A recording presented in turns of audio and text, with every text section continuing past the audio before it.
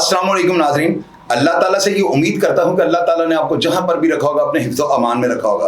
नाज़रीन, आज का जो कंटेंट है, जो वीलॉग मैं तैयार करने लगा हूँ, मेरे बड़े प्यारे भाई हैं। सारी दुनिया को मैं अब इस तारुफ में 2 घंटे लगा दूँ तो मैं वो भी कम समझूंगा, लेकिन मेरा ताल्लुक इस तरह का है कि ये कोई ढका छुपा या इस तरह का कोई ताल्लुक वास्ता तो है नहीं।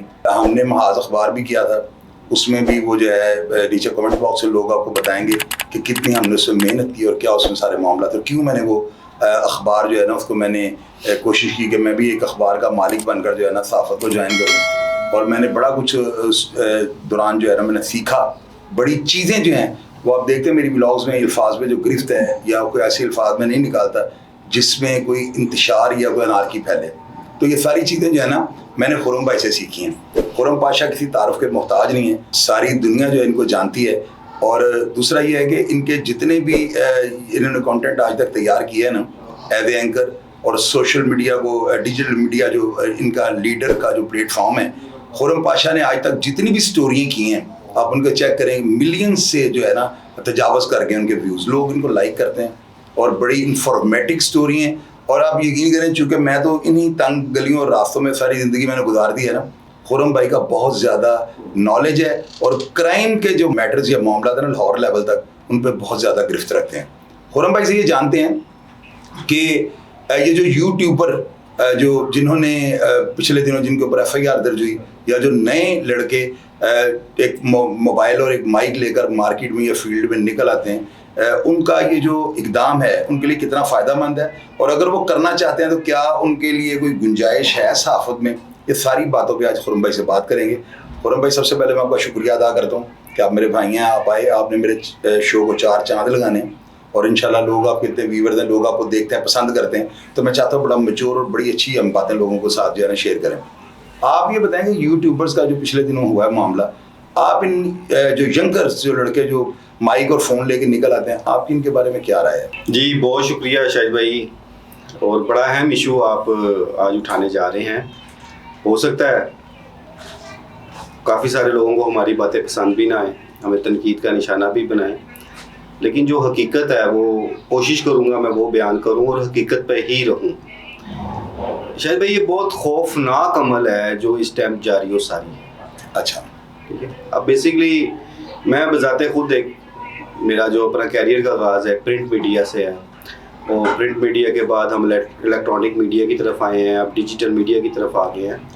इसमें तो कोई शक नहीं कि अब जो दौर जा रहा है वो डिजिटल मीडिया का जा रहा है, कि बड़े बड़े चैनल्स भी हैं, वो भी अपने प्रोग्राम्स के जो क्लिप्स हैं वो सोशल मीडिया पे वायरल करते हैं, सोशल मीडिया के पेजेस पे अपलोड करते हैं और वहाँ से उनको रिस्पांस मिलता है। इसलिए आप डिजिटल मीडिया की अहमियत को तो अब किसी तरह से भी नज़रअंदाज नहीं कर सकते।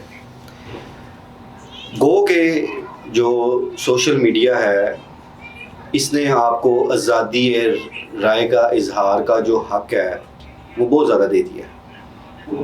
अब जिन लोगों की सुनवाई मीडिया में नहीं होती थी वो खुद अपना वीलॉग बना लेते हैं, खुद अपनी वीडियो बना के अपलोड करते हैं और उसके नताइज भी बरामद होते हैं। एक लिहाज से ये अच्छी बात भी है कि हर वो बंदा जिसकी अप्रोच मीडिया तक भी नहीं है वो खुद अपने साथ होने वाली जुल्म, ज़्यादती, नाइंसाफ़ी के बारे में अपनी आवाज़ बुलंद कर लेता है। लेकिन इसमें हुआ ये है कि अब जब हम लोग जर्नलिज़म में आए थे, हमने बड़े सीनियर लोगों की मार भी खाई, हमने उनसे सीखा भी। आज तक अगर किसी चीज़ की हमें समझ नहीं आती तो डेफिनेटली मैं अपनी बात करता हूँ कि मैं अपने सीनियर से टेलीफोन करके उनसे उनकी रहनुमाई आज भी लेता हूँ।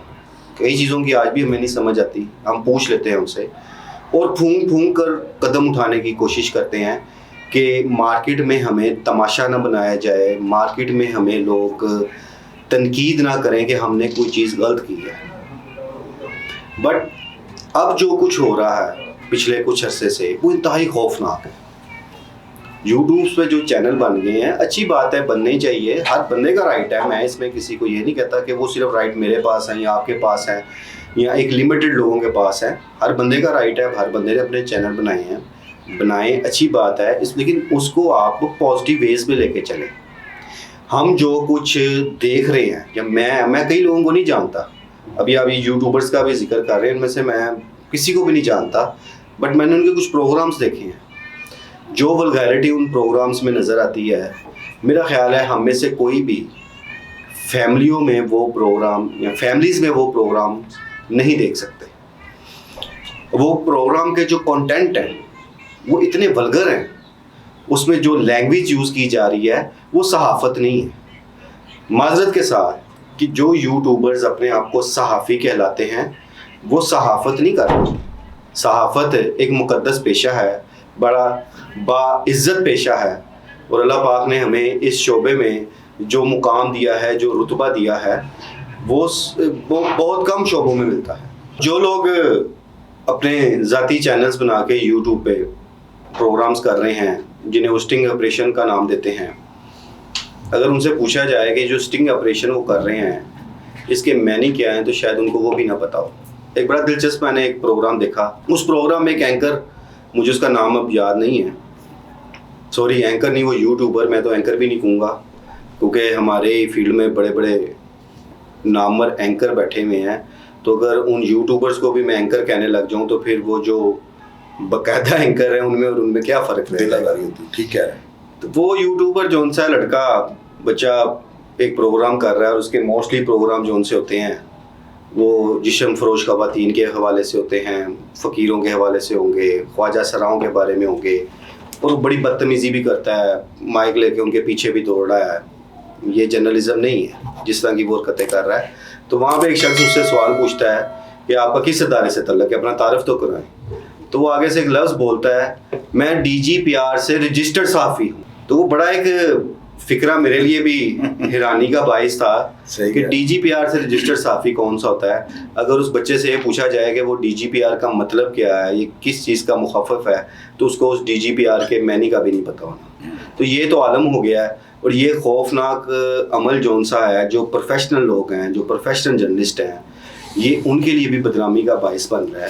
کیونکہ اکثر دیکھا جا رہا ہے کہ یوٹیوبرز کو مار پڑ رہی ہے. ابھی یہ آپ ایک مقدمے کا ذکر ابھی کر رہے تھے، اس میں بھی خواجہ سراؤں پہ کے ساتھ ان کا جو جھگڑا ہوتا ہے، ایک خواجہ سرا ہی اس میں جون سا مدعی بنا ہوا ہے. تو یہ ایک کوئی عزت والی بات نہیں ہے. اب وہ کہا کیا جائے گا جی، وہ کہلاتے ہی ہیں جی ہم صحافی ہیں، اور کہا یہ جاتا ہے جی صحافیوں میں مقدمہ ہو گیا.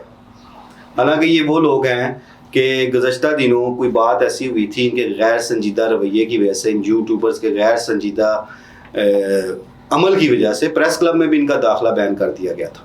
کیونکہ اب صحافیوں سے زیادہ تو یوٹیوبرز ہو گئے ہیں. تو میں ان کی حوصلہ شکنی نہیں کر رہا، لیکن کم از کم یہ التجا ضرور کروں گا، معذرت کے ساتھ، میری بات کا وہ برا اگر نہ محسوس کریں تو انہیں کم از کم جرنلزم کی کوئی تھوڑی سی سوجھ بوجھ ضرور لینی چاہیے. انہیں کسی مستند استاد سے ٹریننگ ضرور لینی چاہیے، انہیں سیکھنا چاہیے. وہ کریں، ان کا حق ہے، ہم کسی کو روک نہیں سکتے. ہر بندے کا حق ہے کہ وہ کام کرے، وہ اچھا کرے، معاشرے میں ہونے والی برائیوں کی نشاندہی کریں، ایک صحافی کا کام ہے. لیکن صحافی کا کام یہ نہیں ہے کہ کسی کی ذاتی زندگی میں جا کے ہم دخل اندازی شروع کر دیں، کسی کے ذاتی معاملات میں جا کے ہم اپنی ٹانگ اڑانی شروع کر دیں. نشاندہی کریں. آگے محکمے کا کام ہے کہ جو جس چیز کی ہم نشاندہی کر رہے ہیں متعلقہ محکمہ اس کے خلاف ایکشن کرے. تو یہ جون سا ہے، یہ ایک بڑا ہی جون سا ہے عمل، جون سا یہ آنے والے وقت میں ہم سب پروفیشنل صحافیوں کے لیے بھی خطرناک ہے کہ لوگ ہمیں بھی اسی کیٹیگری میں لے کے جائیں گے. اور آج یوٹیوبرز کے خلاف مقدمات درج ہو رہے ہیں اور کہا جا رہا ہے یہ صحافیوں میں مقدمات درج ہو رہے ہیں، کسی یوٹیوبرز کو مار پڑ رہی ہوتی ہے. اور اکثر میں نے دیکھا یوٹیوبرز اپنے پروگرام میں خود دکھا رہے ہوتے ہیں کہ وہ کسی جسم فروش خاتون سے تھپڑ کھا رہے ہیں تو وہ بڑے فخر سے دکھا رہے ہیں. تو یہ کوئی عزت والی بات نہیں ہے. انہیں ذرا ہوش کے ناخن بھی لینے چاہیے، اور کم از کم میں یہی کہوں گا کہ اپنی اصلاح کریں. اور وہ بھی فیملیز والے ہیں، انہیں یہ دیکھنا چاہیے کہ ان کے جو پیچھے فیملیز ہیں، کیا وہ یہ اپنے پروگرام اپنی فیملیز کو دکھاتے ہیں؟ گھر جا کے اپنی ماں بہن کو بھی کہیں گے کہ میرا یہ پروگرام دیکھیں، میں بہت بڑا کارنامہ کر کے آیا ہوں. کہ جو لفظ وہ یوز کر رہے ہوتے ہیں اور جو ان کی جو ایک تھم نیل جسے ہم کہتے ہیں بناتے ہیں، اس میں جو ورڈز یوز کرتے ہیں انتہائی غیر اخلاقی جو ان سے الفاظ کا استعمال کیا جاتا ہے. تو میں تو اس کی مذمت کرتا ہوں.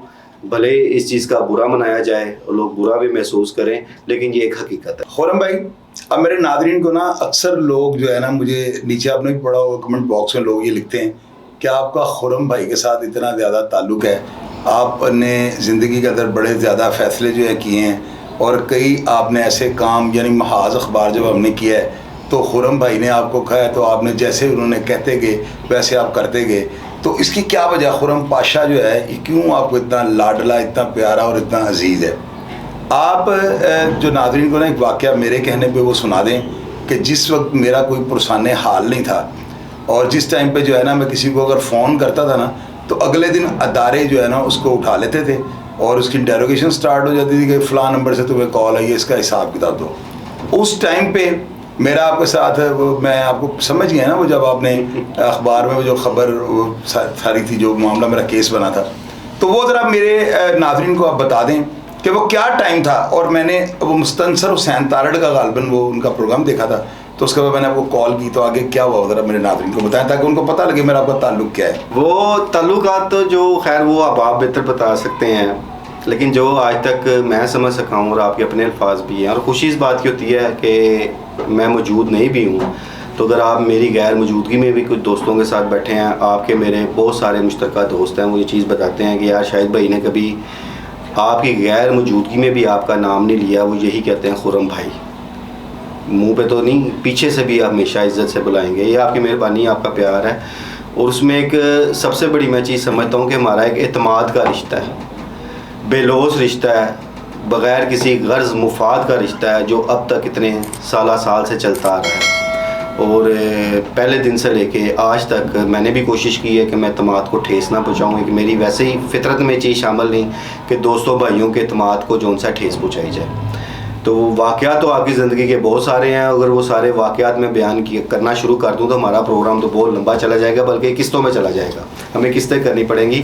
بہرحال ناظرین کے ساتھ ایک واقعہ شیئر کرتا ہوں. شاہد بھائی کے لائف کے اپس ڈاؤن میں نے بہت قریب سے دیکھے ہیں, اور وہ جو اپس ڈاؤن تھے واقعی بڑی آزمائش کے دن تھے, اور جسے کہتے ہیں نا سایہ بھی ساتھ چھوڑ دینا, وہ دن بھی میں نے آپ کے دیکھے ہیں. مجھے وہ ٹائم بھی یاد ہے کہ جب پوری لاہور پولیس آپ کو ڈھونڈ رہی ہوتی تھی, تو ہم کسی نامعلوم مقام پہ بیٹھ کر ہیٹر کی لائٹ پہ مچھلی کھاتے تھے. تو اس روم کی لائٹ آن نہیں تھے کرتے, تاکہ ایک خوف تھا کہ پولیس کا چھاپا میں انٹرن کروانے سے پہلے اپنے وہ واقعہ یوں تھا کہ آپ پہ ایک مقدمہ درج ہوا, غالباً 2003-4 کی بات ہے. تو اس مقدمہ بڑا خطرناک خوفناک مقدمہ تھا, اور اس میں آپ کی بچت کے ساتھ بھی نہیں تھے. اور صاحب کے طاہر عالم خان صاحب جو تھے تقریباً وہی مدعی تھے. ہاں جی, ایس پی جو لاسٹ ٹائم ریٹائر ہوئے, آئی جی اسلام آباد بھی رہے ہیں, طاہر عالم خان صاحب بڑے قابل احترام ہیں میرے لیے وہ. تو یہ نہیں کہ وہ ریٹائر ہو گئے ہیں تو میں ان کے بارے میں غلط بات کروں, میں نے اس لیے کہا وہ میرے لیے بڑے قابل احترام ہے, اور بڑا انہوں نے میرے ساتھ ہمیشہ ان کا میرا ایک بڑا اچھا ریلیشن بھی رہا ہے.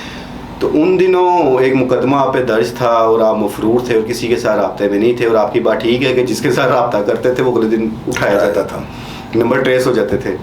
تو ایک پروگرام چلتا تھا ان دنوں شادی online, Geo news Geo TV وی پہ, مستنصر حسین تارڑ صاحب اس کے میزبان ہوا کرتے تھے.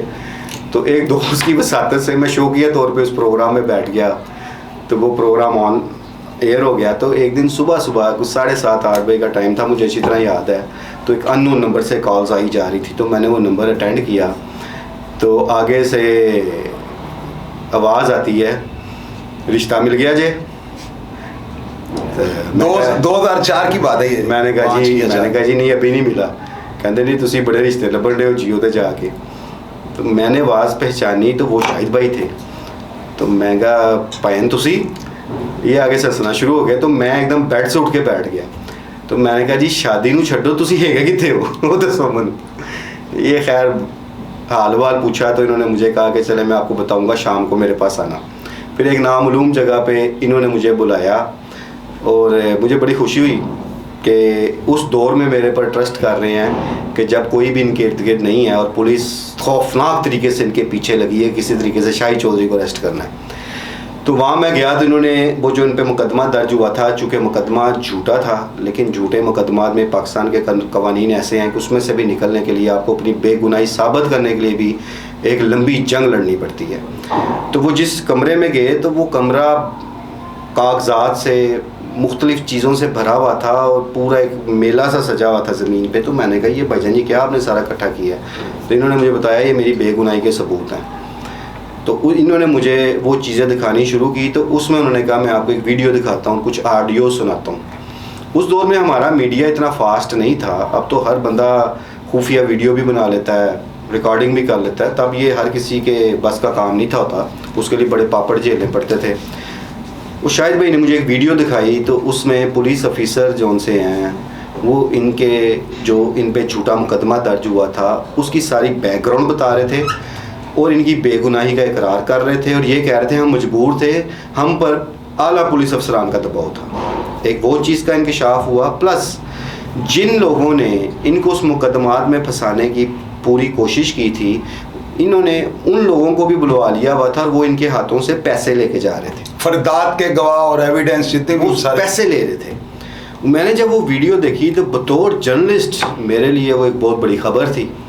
میں نے ان سے کہا کہ اگر آپ یہ سارے پروف مجھے دیں تو میں تو یہ خبر لگاؤں گا.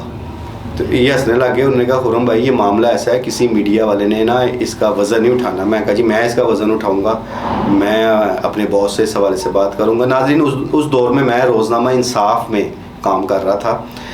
میں نے جا کے ہمارے سینئر صحافی اس دور میں جوائنٹ ایڈیٹر تھے ہمارے ارشد یاسین صاحب, میں نے سارا میٹر ان سے ڈسکس کیا. تو انہوں نے, وہ بھی ایک اپنے دور کے بڑے باصلاحیت رپورٹر رہ چکے تھے, تو پروفیشنل تھے. انہوں نے فوراً میرا بازو پکڑا, کہتا ہے جلدی سے آ میرے ساتھ. تو وہ مجھے نا چیف ایڈیٹر جنید سلیم صاحب کے پاس لے گئے. انہوں نے جا کے جنید سلیم صاحب سے ساری چیزیں ڈسکس کی. میں نے سب پروف دکھائے. تو جنید سلیم صاحب نے کہا یار خبر تو بہت بڑی ہے, اور جنید صاحب نے اس پہ بہت زیادہ انٹرسٹ لیا اس میں سارے معاملات میں. ایون میں شارٹ کرتا ہوں اس چیز کو کہ جنید سلیم صاحب نے ایک لیگل ٹیم اپنی روزنامہ انصاف کی بلائی, وہ سارے پروف ان کو دکھائے, اور ان سے مشورہ کیا کہ اگر یہ خبر ہم لگاتے ہیں تو اس کے ایفیکٹ ہم پر کیا ہوں گے. ان کے وکلا نے اس چیز کی اجازت دی کہ آپ بہت مضبوط ہیں, آپ کے پاس پروف بہت زبردست ہیں, آپ اس خبر کو چلائیں, آپ پر کوئی اس چیز کا افیکٹ نہیں ہوگا. تو وہ ناظرین وہ اس طرح وہ ایک آغاز ہوا شاہد بھائی کے اس بے گناہی کے سفر کا, کہ جس کو ہم نے روزنامہ انصاف میں وہ خبر لگائی. اور مجھے اچھی طرح یاد ہے کہ جنید سلیم صاحب بذات خود نیوز روم میں بار بار آتے تھے, آ کے اس خبر کی سرخیاں, پٹیاں, اس کی سائڈ سٹوریز, اس کی لے آؤٹ خود چیک کرتے تھے, کہ ان کا اتنا انٹرسٹ ہوا کہ یار ایک سٹوری بہت بڑی ہے. ہم نے وہ خبر بریک کی. وہ خبر بریک ہونے سے محکمہ پولیس میں ایک ہلچل مچ گئی, اور بہت زیادہ اس دور میں مجھ پہ بھی دباؤ آیا, جنید سلیم صاحب پہ بھی دباؤ آیا. سفارشوں کا ایک جال جو ان سا تھا وہ ہمارے گرد بچھ گیا, اور ایک دم آج یہ بھی انکشاف کروں کہ میں بھی زیر تاب آ گیا کہ کچھ پولیس افسران میرے پیچھے لگ کے انہوں نے کہا شاہد چودھری کا اس کو پتہ ہے یہ پکڑوائے گا. اور اس سلسلے میں مجھے ٹریپ کرنے کی بھی کوشش کی, مجھے آفرز بھی آئیں, ایون کہ مجھے دھمکیاں بھی دی گئیں. اور ایک بار مجھے پکڑنے کے لیے روزنامہ انصاف کے دفتر کے باہر سادہ کپڑوں میں ملبوس پولیس ٹیم بھی پہنچ گئی تھی.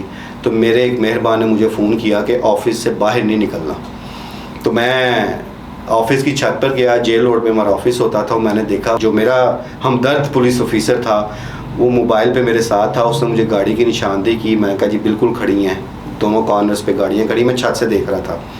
تو اس دن میں اپنے روزنامہ انصاف کے دفتر سے میرے ساتھ رحیل سید میرا پیارا بھائی ہے, عمران ملک, دونوں آج کل دنیا ٹی وی میں وہ گواہ ہیں کہ میں دفتر کے ساتھ دیوار پھلانگ کے میں پلی سائڈ سے 2 گھر کراس کر کے تو میں ان کے ساتھ موٹر بائک پہ بیٹھ کے میں وہاں سے نکل گیا تھا. یعنی پولیس نے مجھے بھی پکڑنے کی کوشش کی تھی کہ کسی طریقے سے خرم پاشا کے ذریعے شاہد چودھری تک پہنچا جائے. آج میں آپ کو ایک چیز بتاتا ہوں بڑی ضروری ہے یہاں پہ, خرم بھائی کے شاید اس وقت یہ ذہن میں نہیں آ رہا.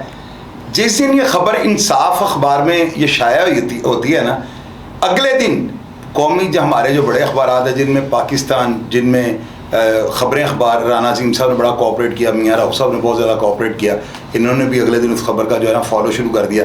ناظرین آپ یقین کریں کہ ڈیلی ٹائمز میں نا یہ خبر, وہ غالباً طارق صاحب کو تھے, ان کو بھی میں نے سارے پروف دیے تھے, اور انہوں نے فرنٹ پیج کے اوپر نا انصاف اخبار چھوٹے اخبار میں یعنی لگنے والی خبر نے جو ہے نا اگلے دن یعنی کہ ڈیلی ٹائمز نے کیا خبر لگائی تھی, suspected drug trafficker catches the police on tape. یہ فرنٹ پیج پہ خبر لگی ہوئی تھی. آپ یقین کریں اگر خرم بھائی اس وقت اس کیس کو ہاتھ نہ ڈالتے, جس میں بعد میں مجھے معزز عدالتوں نے جو ہے بری کیا ہے, شک کا فائدہ دے کر نہیں, باعزت بری کیا ہے عدالتوں نے مجھے نا, میرے پاس ان کے پروف موجود ہیں. تو وہ جو میں نے اعلان جنگ کہہ لیں ناانصافی, ظلم اور جبر کے خلاف, اس میں میرا جو ساتھ اگر کسی بندے نے دیا ہے نا وہ خرم پاشا نے دیا. اگر خرم پاشا اس وقت لوگوں کی طرح مجھ سے کوئی دہاڑی لگانا چاہتا جس طرح یلو جرنلزم والے لوگ کرتے ہیں تو ان کے لیے کوئی مشکل کام نہیں تھا, میرے بھیتی تھے.